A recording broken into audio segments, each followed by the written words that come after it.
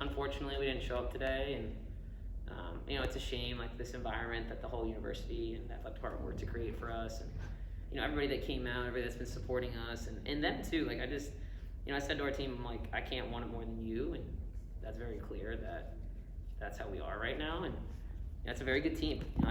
I've always given credit to that team. They got a lot of talented players, but it's not about talent. It's about discipline, intelligence, and teamwork, and those are the things that they beat us in very clearly today. Questions for Mike?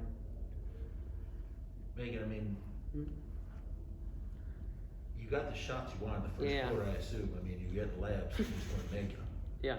And I'm sure that affects things. I mean, if you're not making shots that are easy, and then they're hitting shots that are not easy, or kids that you weren't hoping were going to not make shots, I mean, just set the tone for the game. Is that fair to? Yeah, I think that's a good assessment, Doug. I mean, a player like Caitlin, that's like, I've said this time and time again, I'm like, you have so much talent. Like, people drool over the talent this kid has, but I'm like, if you don't make those shots that people expect you to make, this team is too good at, like, securing second chances around the rim. It's like, we're not getting another one off of that. Off of a missed three, we're going to get a second chance because we got really good crashers from the perimeter. But, our goal today was to take 33s. We took 6 at the half. I'm like, Abby took 10 shots. She took 2 shots in the first half. I'm like, I told you need to take 25 today.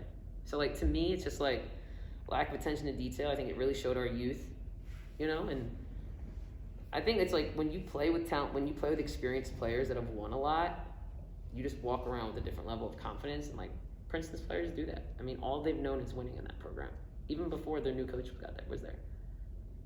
So, but yeah, I do think how we started the game offensively, like missed shots, missed layups, dictate a lot of the rhythm. I know you don't make excuses, but I don't know the last time your team played in front of a crowd that amped up in energy and atmosphere. Yeah. And I mean, again, it's not an excuse, but were they too amped in a sense that you play off energy, and then if you're not used to that, there's just so much. Yeah, I think that was part of it. I mean, we kind of talked about it from this past weekend that, like, it wasn't as crowded this past weekend, but I said to our team, I'm like, listen, like, you earn games like this by what you do leading up to this point, right? So, like, we earned that fan base. We earned that. But, like, at the same time, I don't know, like, this is where I don't understand, because to me, I would have been jacked up, but, like, so freaking focused for that game, and we had kids that just, like, lost it, I felt like, at times.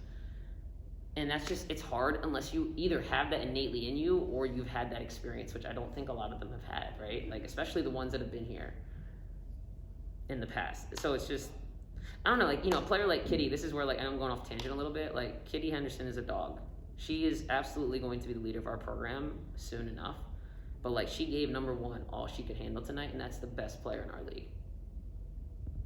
So, I'm feeling pretty good about that. But the rest of us need to come along a little bit.